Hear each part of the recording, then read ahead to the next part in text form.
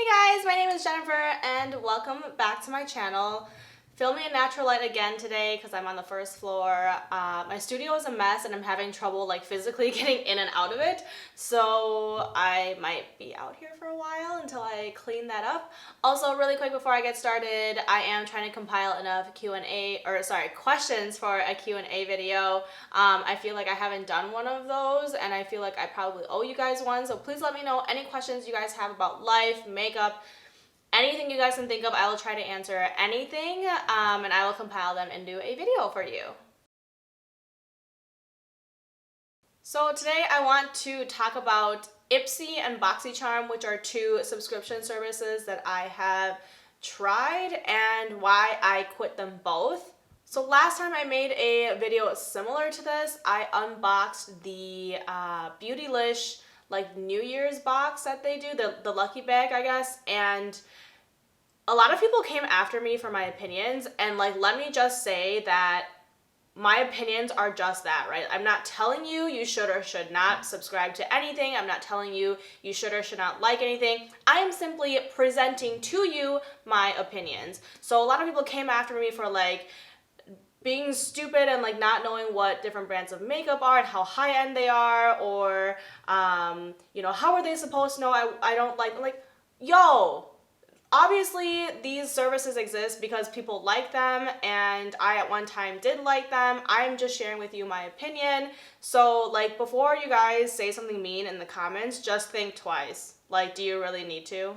Now that I have that spiel out of the way, let me start with Ipsy first. So Ipsy is a $10 subscription service started by Michelle Phan, who is a huge beauty influencer, YouTuber. She basically paved the road for a lot of beauty YouTubers, and you pay $10 a month and it includes shipping, and she sends you 5 sort of trial size items every month, and then also included in the package is a makeup bag.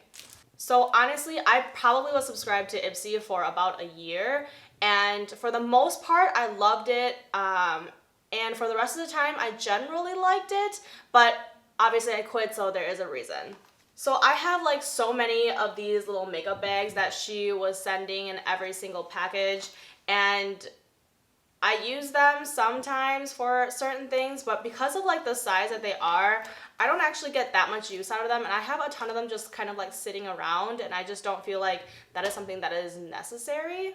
What I do like about the service is that it is customizable. So you go on there and you tell them how experienced you are in makeup, do you like neutral color things or fun colored things, and all of these other preferences, and they actually listen to you. So for me, I love getting things like mascaras. Mascaras are something where people don't throw them away in a timely manner because they are expensive and you never go through it fast enough for you to actually be out by the time you should throw it away.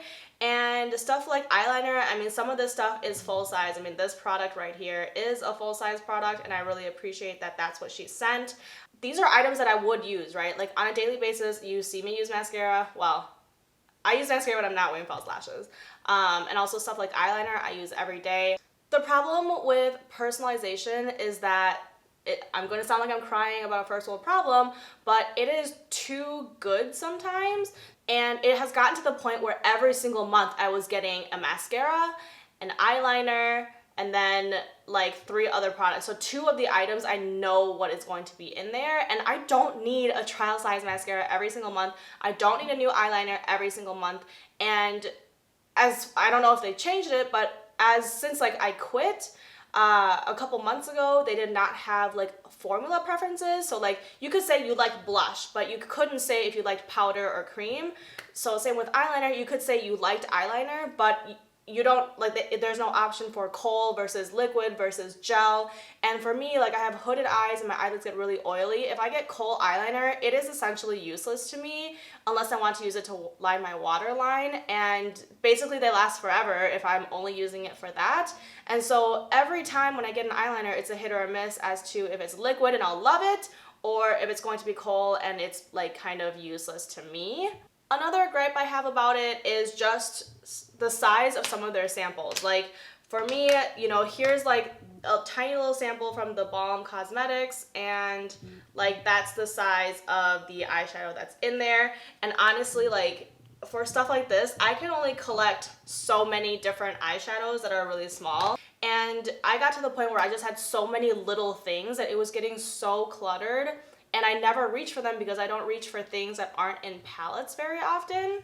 Also, for some of their face products, like this is a face product, and I'm trying to get this open. It is 3 blushes, but look at how small they are. Like, you could not fit a blush brush in these colors. Like, eyeshadow maybe, like this would have been really cool as like a little eyeshadow trio, but like this little size, you can't, like it's hard for me to use.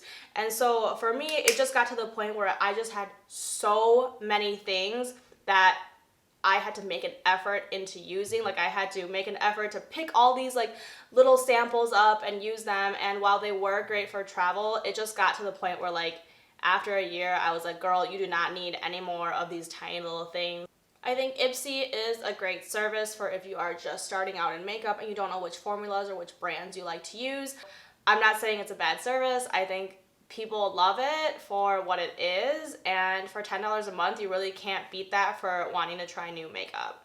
So I probably quit Ipsy around the start of 2018, and then after a couple months, I signed up for Boxycharm, and I signed up for 3 months of it. So I prepaid 3 months. I think it was like $60 for 3 months.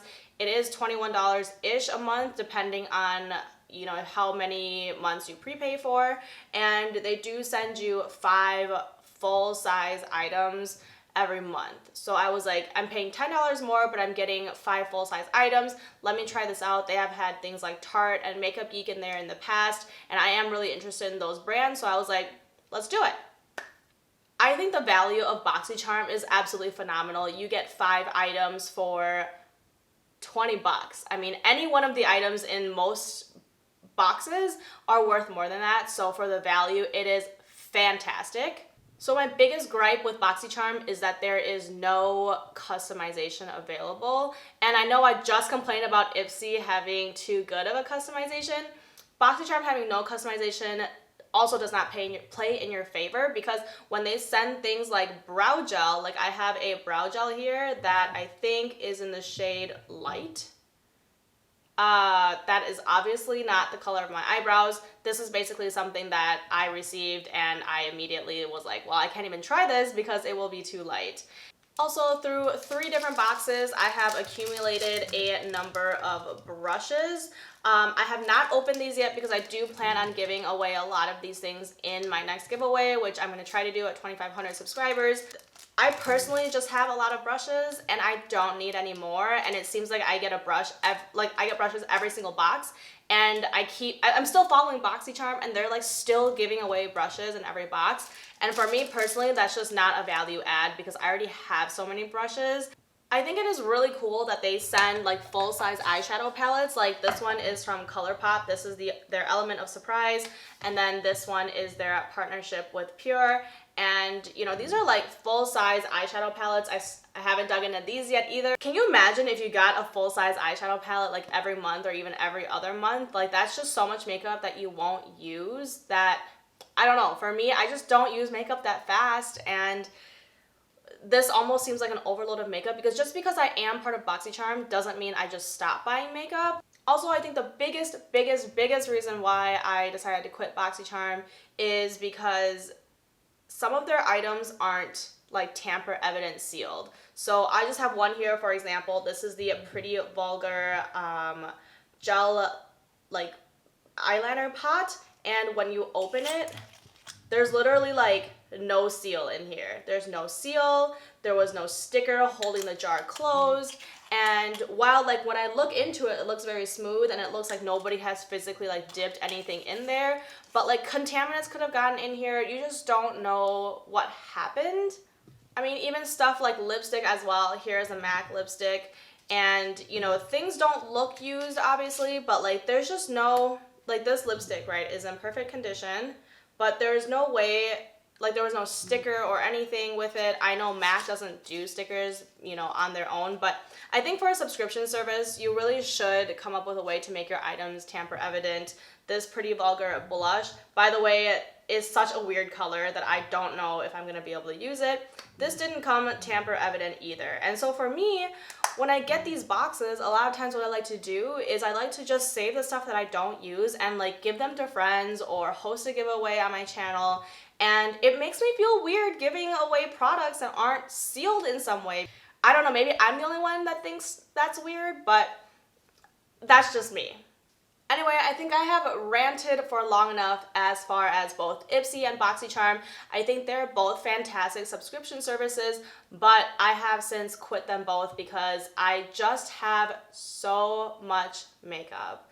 Like, I feel like even though I have these subscription services, I don't buy quite as much makeup, but I'm still buying makeup, and I look through all of my makeup and just the stuff that I've gotten from Boxycharm and from Ipsy, most of it just sits around. Like I just don't actively go and use them all. I don't know why I do that, but that's why I stopped the services for myself. And I think at the end of the day, it's up to you to decide which one is right for you, if a subscription service is even right for you, and then which one at which price point. Like I said, at one time, I thought both services were great, but it just got to be too much. So I hope you guys enjoyed this video. Please let me know what you would like to see next, any questions you have for me, but otherwise I will see you next time. Bye!